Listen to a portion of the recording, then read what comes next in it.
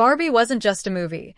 It became a cultural reset, a billion-dollar legacy, and a pink-soaked, glitter-drenched spectacle of feminism, fantasy, and meticulous branding, and at the center of it all stood Margot Robbie, the actress and producer whose career had been building toward this moment for nearly a decade, a woman who didn't just embody Barbie on screen but produced it, shaped it, and fought for its vision. Yet behind the scenes another figure emerged, uninvited and unpitched, someone who maneuvered rather than auditioned, Blake Lively, who according to insiders tried to align herself with the Barbie legacy in ways that shocked even Warner Brothers.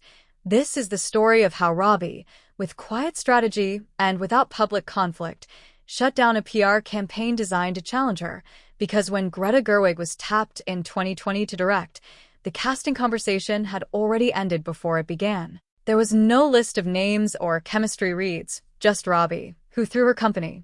Lucky Chap Entertainment was negotiating creative control with Mattel before the script was finished, and an internal pitch deck from March 2020 even stated, "The soul of Barbie must belong to someone who embodies optimism, complexity, and control." Words that fit Margot, not Blake, though Blake's team, according to an agency assistant, wasn't trying to book her as Barbie through casting but instead to make her become Barbie through press, fashion, branding, and whisper campaigns, and as Barbie. Rumors leaked in 2021. Blake leaned harder into pink, with TikTok trends, fashion blogs, and strategically placed articles branding her as the modern Barbie, and even during Met Gala prep, she requested pastel styling and Gerwig-inspired looks, proving she knew exactly what she was doing. Then, in January 2022, a viral Twitter thread claimed Margot wasn't the only Barbie and that Blake had the blonde, the range, and the brand. A post suspiciously liked by influencer accounts tied to Mattel deals, followed 2 weeks later by word that a secondary Barbie pitch had been submitted by Blake's team proposing a Barbie multiverse where she would serve as the legacy version, nostalgic, maternal, elegant, which clashed directly with Gerwig and Robbie's ensemble-driven vision. And while Warner shut down the proposal, the attempt raised concerns, leading Greta to tighten NDAs and lock down sets to prevent leaks, while Margot responded only with a smile and more glitter. Gerwig, in contrast, subtly shaded Blake when she commented online, "We're not making Barbie the brand. We're making Barbie the feeling," which fans immediately interpreted as a clapback. But Blake continued her campaign, showing up to fashion weeks in pink, hosting a Barbie for the Cure charity, and collaborating on Barbie-inspired activewear, never explicitly naming the brand but calculating every look and headline to fuel the association, while Margot quietly filmed under secrecy, not needing to campaign because she already was Barbie. Yet in April 2022, when a low-res concept sketch of Margot's pink cowgirl outfit leaked online before press approval, suspicions rose since 2 fashion accounts that reposted it had previously tied Barbie to Blake, and a stylist later confirmed that the team knew it hadn't come from production, interpreting it as a warning shot, an attempt to control narrative before the official trailer. And so, as the world speculated on Margot's silence, what few realized was that Blake's parallel PR play was unfolding in real time, with her team working tirelessly to align her image to Barbie's cultural wave. But ultimately, Gerwig and Robbie's strategy, rooted not in public spectacle but in creative control, production power, and carefully timed reveals, proved untouchable, and by the time Margot was spotted skating in neon on set, it was clear she had already secured the role in every sense. While Blake's maneuvering remained a fascinating but failed attempt to seize one of the most iconic characters in modern cinema, a reminder of how image, ambition, and narrative collide in Hollywood, and how, in this case, glitter wasn't enough to outshine the woman who had been Barbie from the very beginning. When Margot Robbie was first spotted in neon rollerblades during filming, the images went viral, but the very next day Blake Lively posted an Instagram carousel titled "Just Playing Dress Up," and in the 4th slide, she wore a near-identical pink visor, blonde ponytail, and pastel leotard. There was no caption, no Barbie tag, just vibes, yet the timing, one day after Margot's stills flooded the internet, was impossible to ignore. And while fans debated coincidence versus shade, executives at Mattel were growing uneasy because they weren't just managing a film, They were guarding a billion-dollar IP, and suddenly two powerful blondes with starkly different visions were shaping the narrative.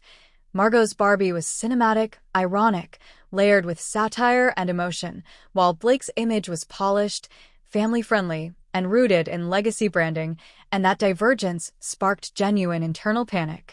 According to a Mattel marketing rep who spoke off the record to Deadline, conversations emerged about whether Margot's take might be too ironic or too feminist, with Blake's seemingly safer image floated as a contrast. But Warner Brothers quickly intervened, and by June 2022 issued an internal memo warning partners not to engage with any parallel Barbie narratives outside official channels, a carefully coded way of saying, "Do not give Blake oxygen." Yet Blake wasn't waiting for permission. Days later, she posted a sponsored ad with a caption, "We don't need permission to play."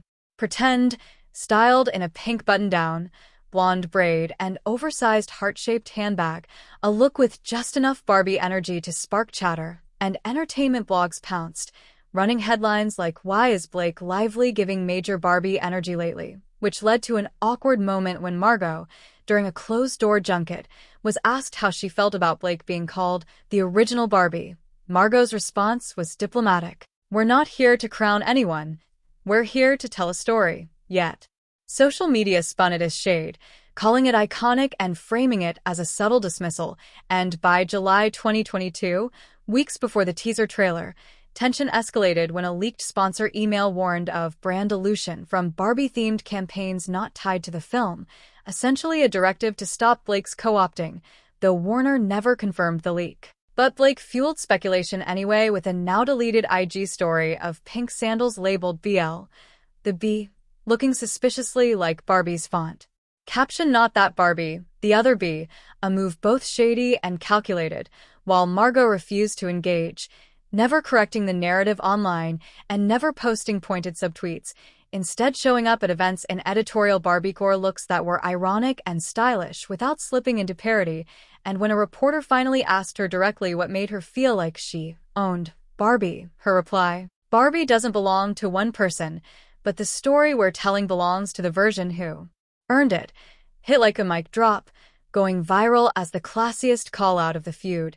Months later, a podcast clip resurfaced where a fashion coordinator who had worked with both women remarked, "One of them shows up to build a world, the other shows up to wear it," and that single sentence took off on TikTok, paired with edits comparing Blake's pink Met Gala dress to Margot's Oscar de la Renta look, captioned "Cosplay versus character," fueling the fan consensus that Margot embodied authenticity while Blake chased branding. By July 2023, at the global Barbie premiere, Margot arrived in a gown modeled after a 1960s Barbie doll, every detail deliberate, but the bigger story was who wasn't there. Blake Lively, absent from the pink carpet and silent on social media, later appearing in all black at a gala, her quiet withdrawal interpreted as defeat, and a viral tweet summed it up bluntly. "She tried to steal Barbie. She ended up blocked from the dream house," a poetic full stop to the saga.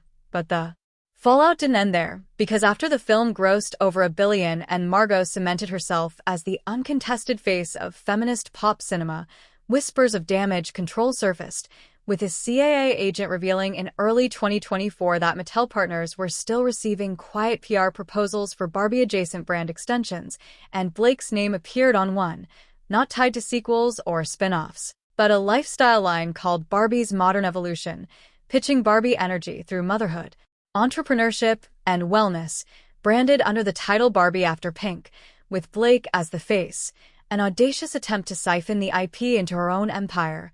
Warner froze the deal within 72 hours and Mattel declined comment, though a leaked Slate screenshot marked the proposal with one word, "void," and weeks later Blake teased a cryptic Instagram video of a pastel bedroom, a voiceover about rediscovering girlhood, and a final shot of a heart-shaped mirror scrawled with "dream in" lipstick, captioned "We're building something, something soft, something for her," which set off a storm of speculation. Was it a new clothing line, a lifestyle rebrand, or a Barbie collab? But Reddit sleuths quickly noticed the pink tones matched Barbie's palette almost exactly. The background music was a slowed, awkward Barbie girl loop skirting copyright. And one user posted a side-by-side with Margot's Barbie mirror scene captioned, "Is this inspired or just stealing?" launching the tag hashtag Blake branding Barbie into a 3-day trending cycle. By February 2024, the whispers reached Mattel's legal team, with one in-house counsel telling a marketing blog there wasn't a lawsuit, but there was a strong internal push to prevent even the appearance of Barbie IP being leveraged without a license, and Blake's team was warned, prompting the abrupt cancellation of a planned Dreamhouse Wellness brand launch party. Officially citing no reason, though leaked PR texts revealed the truth. Do not proceed. It's too close to Barbie. We already changed the font. It's not the font. It's the feeling. And they already own that, a line that went viral on Twitter as proof that while vibes can't be copyrighted, you can still be locked out of an industry for faking them. As Barbie swept award season, Blake stayed silent, no themed looks, no social posts, no sly pink branding, but fans noticed a shift. Her team had reportedly reached out quietly to reframe her narrative, suggesting that while Margot's victory was absolute, Blake was still maneuvering for relevance in the aftermath of a battle she ultimately lost, one that had begun with rollerblades and glitter and ended with silence, voids, and a reminder that in Hollywood, branding can build a star, but only authenticity can protect a legacy. By early 2024, the cracks in Blake Lively's Barbie pursuit were impossible to ignore, and one of the most telling signs came quietly when she reached out to a major luxury fashion house to commission a pink Oscar gown, only for the house to decline because, as an anonymous stylist revealed, they didn't want to be associated with what insiders had already begun calling Barbie knockoff energy, a phrase that captured how her campaign was viewed within the industry. That same week, Margot Robbie debuted a couture Chanel pink gown at the Oscars, the embodiment of authenticity, while Blake skipped the ceremony, instead posting a black and white Instagram story of herself watching at home. No caption, just Barbie's theme song playing faintly in the background, like an echo of the spotlight she never truly had. And then came the twist no one expected. An April 2024 podcast interview with a former fashion editor turned creative consultant who had worked with both women, and when asked about the challenges of building celebrity brand identities, she remarked, "You can't just build your image around someone else's moment. People feel it. The audience knows." And though the host probed whether she was referring to Barbie, she laughed and added, "I've seen wild pitch decks and even wilder reactions when they don't go through," effectively outing Blake's entire Barbie takeover attempt while framing it as sad rather than savage. The fallout was brutal, and by summer even Blake's most loyal fan pages had slowed down, no longer posting pink edits, Barbie gore tributes, or captions insisting she is Barbie, with one top account uploading a farewell reel titled "We Love Her." But this era wasn't it, under which a comment with thousands of likes declared, "She tried to become Barbie through branding, but you can't rebrand into sincerity," a sentiment that captured the audience's fatigue and sealed her campaign's decline. Yet the memory lingered because Margot hadn't just played Barbie, she had protected her from being commodified into a PR stunt, defended the character from being recycled into the aesthetic of someone chasing only surface-level optics, while Blake, in turn, became the reminder that not every crown can be claimed through proximity. And sometime in late 2024, a leak on a Hollywood Insider Discord server delivered the definitive proof, a clean, unedited page from the original Barbie casting slate dated February 2021 titled Untitled Margot Robbie Project, which listed Margot Robbie as the lead Barbie with the margin note locked, producer attached, followed by a section for alternate considerations that was entirely blank, confirming there had never been backups, no shortlist, no Blake, no one at all, because the role was written for Margot from the start, and social media lit up with commentary like there was no plan B. There was only Margot. Blake was never in the running, just in a reflection, with memes and even a fake Variety article screenshot spreading alongside another viral quote. She didn't lose the role. She never had it. Margot's final word on Barbie came not in a glamorous red carpet speech, but in a soft, understated interview for Vanity Fair's Spring 2025 edition, where she appeared in natural makeup, an oversized sweater, her hair tied loosely back, and when asked about the overwhelming cultural impact of Barbie, she paused and replied, "I think what makes Barbie powerful isn't that she's everything. It's that she's sincere in whatever she is. You can't fake that. You either believe in it or you brand around it." a line that required no clarification because readers instantly understood the subtext. It went viral, framed on the wall of an indie cinema in Berlin, printed on zines handed out at film festivals, reposted silently by Florence Pugh and Greta Gerwig with no captions, the simplicity of its delivery cutting sharper than any direct call-out. And weeks later, a blurry candid surfaced online showing Margot, Greta, and Florence sitting at a cafe table. In London, no photographers, no PR tags, just coffee, scripts, and laughter. A discarded pink jacket draped over a chair, and fans captioned it, no hashtags, just the women who built Barbie and protected her, with one tweet observing, that candid of Margot, Greta, and Florence is the energy Blake chased for 2 years and never reached. Through it all, Blake never responded, not to the casting leaks, not to the shade, not to the brand collapse. And perhaps that silence was her smartest move, because some stories don't end in scandal. They fade out quietly, out of relevance, out of narrative, out of style. And in truth, Barbie never rejected Blake Lively. She never acknowledged her at all, which for someone who built an entire campaign around proximity was the loudest rejection imaginable, and Margot didn't need to expose her. Didn't need to tweet, name names, or wage a PR war. She simply was the story, and the story carried itself, closing the chapter on Blake's attempt at Barbie with quiet finality until, as if the saga needed a coda, whispers emerged that Barbie wasn't the only role Blake had tried to maneuver toward, with a final teaser promising, if you thought Barbie was the only role she tried to steal, wait until you hear what Anne Hathaway just revealed about Blake Lively's secret Oscar sabotage.